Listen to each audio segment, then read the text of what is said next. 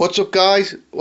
Nick here and now back with part 2 of my WWE vs New Japan Dream Card. Yesterday I presented you with night 1, so let's follow up with night 2, this time in Madison Square Garden in New York City. Let's get right into it really. So we got match number 1, representing New Japan Pro Wrestling, Juice Robinson going one-on-one with Dolph Ziggler. I feel this would work as an opener. You've got a babyface and a heel. Obviously Juice Robinson, pretty damn good mid-card worker. Dolph Ziggler, the veteran. Dolph Ziggler, when he can be bothered to, can still have a good match. I feel like he was a good guy to put in this spot. Doesn't have to go too long, maybe 10-11 minutes, just to get the crowd going and all that shit. Pure fans will be into this, and obviously let New Japan strike first on WWE's home turf by Juice Robinson defeating Dolph Ziggler one-on-one. And then we got match number 2, 6-man tag team action. We've got the New Day representing the WWE versus the Gorillas of Destiny and Bad Luck Fale. Obviously, yeah, I think this is interesting because obviously you've got the tag team and Xavier and Kofi. Then you got the Gorillas of Destiny. But then you got the two big bastards in Big E and Bad Luck Fale. So that'll be interesting dynamic there. I feel like this could be a really good match as well. Probably about a 3-star match, I suppose, 3.25 maybe. Yeah, there's another 10-minute match maybe, though it doesn't have to go too long. Then obviously this time you have the New Day tie it up to make it 1-1. Now we're going for another tag team match now. The tag team of the big bastards. We got Killer Elite Squad, Davey Boy Smith Jr. and Lance Archer taking on The Bar, Sheamus and Cesaro. Now, is this a badass tag team match or is this a badass tag team match? So you got two big bastards in Archer and Smith, and then another two big bastards in Cesaro and Sheamus. This wouldn't be a fancy match. This would be two teams beating the crap out of each other. Probably two of my favourite teams in the world. I feel like probably Killer Elite Squad, one of the most underrated tag teams in the business. I feel like eventually they'll probably both go back to WWE as a team, because obviously Smith and Archer had previous unsuccessful runs there. Sheamus and Cesaro, for me, the best tag team in the business right now. Had an awesome couple of years together. Imagine some of the Cesaro and Smith, Sheamus and Archer just beating the crap out of each other. Maybe Cesaro even does the giant swing on Archer. That would be fucking awesome. So keep this one going. This should be a fucking tremendous match. Then I'll probably have a Killer Elite Squad to go over to defeat The Bar to put the tie in New Japan's favour. Now match number 4. This would be probably one of my most anticipated matches if this was a real card. Dream match for me right here. Samoa Joe versus Tomohiro Ishii. Oh my god. There'd be too much rugged manliness in the ring. I think the ring would just combust with all the fucking testosterone, rugged manliness of these two. You know what tight match you'd get here.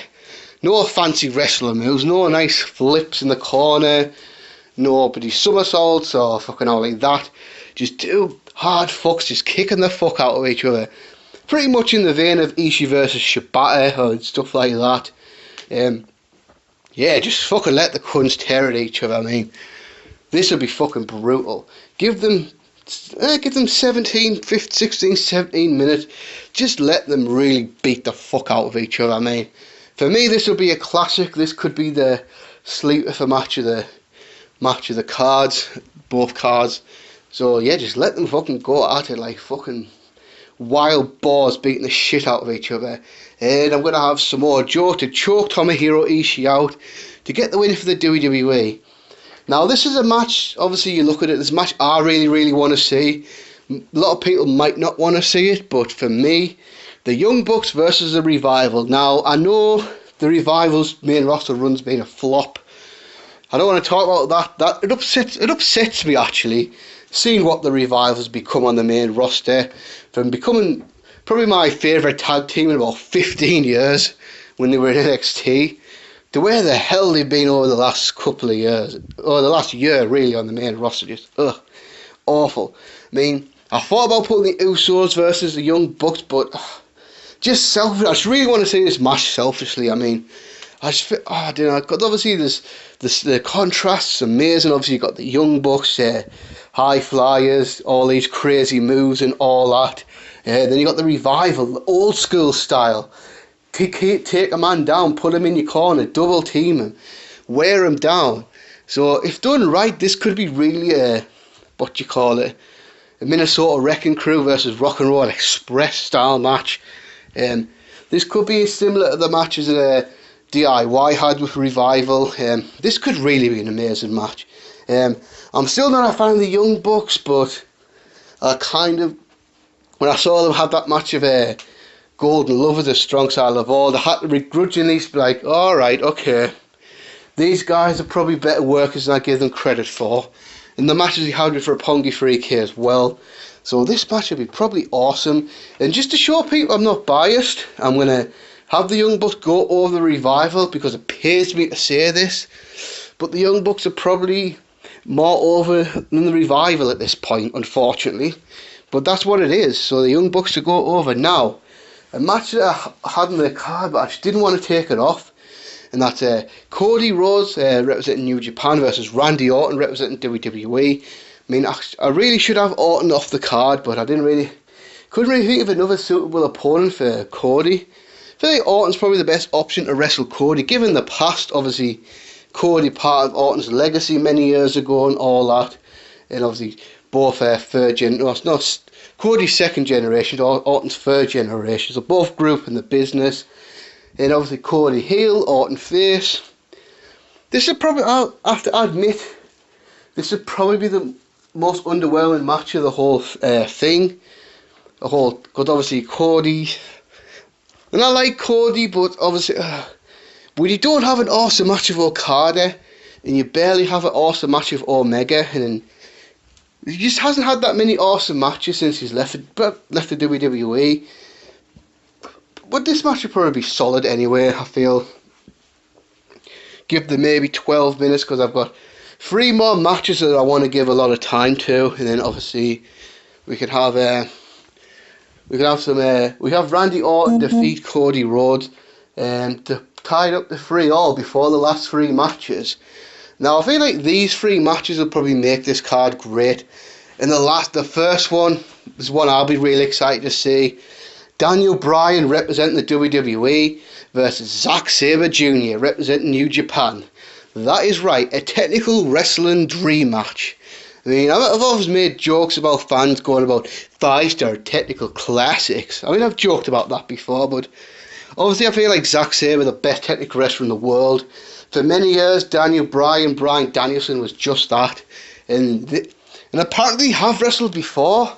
Like when Bryan was in the independents, like 2008, 2009. But I mean, like Zack Sabre was like a 20-year-old kid at the time. But obviously now Zack Sabre's come along so much, and then obviously Daniel Bryan is such a bigger star now. This match, just let them do their thing. I mean, you've got Sabre, you've got Bryan. Just let them fucking wrestle. That's what they do best.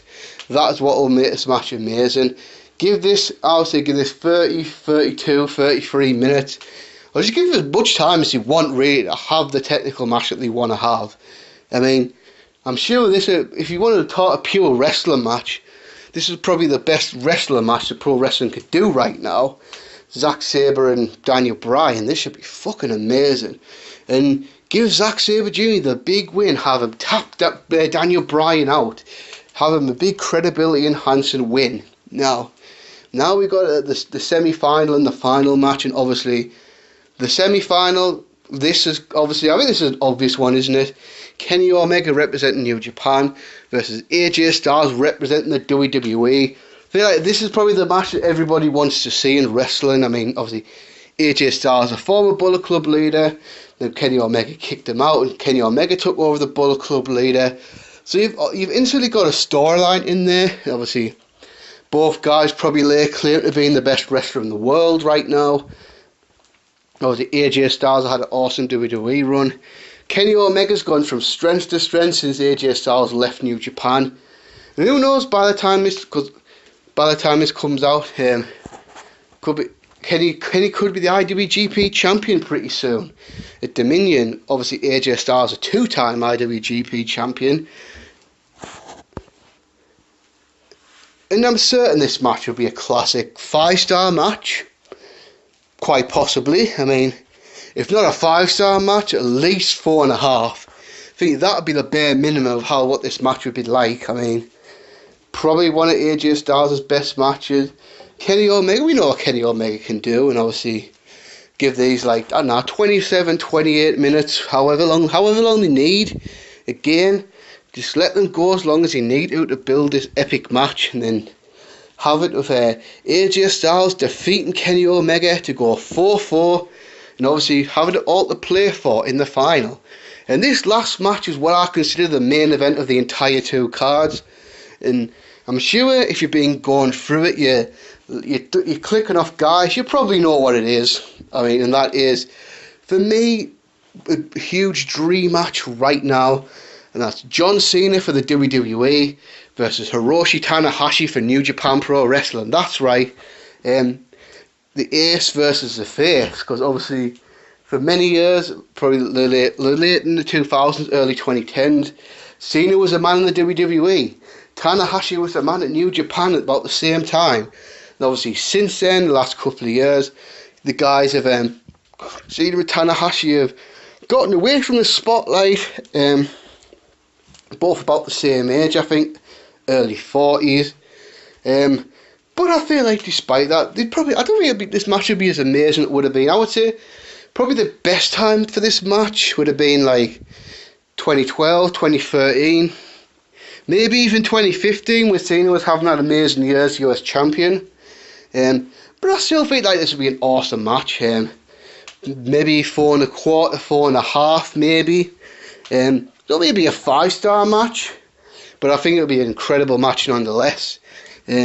Yeah, just let the two veterans do the thing. I'm sure the crowd will be unbelievable for this one as well in MSG, with Tanahashi fans, Cena fans. We've seen the type of matches Cena has with IWC darlings. They're usually awesome. Sure, this one will be no different, and obviously, of course, because we're in America, in WWE country, we have John Cena defeat Hiroshi Tanahashi to end the night with WWE 5 New Japan Pro Wrestling 4. So that's it, guys. 2 videos done, both the cards done. So thanks for watching the video, guys. Like, comment, subscribe. And until next time, peace.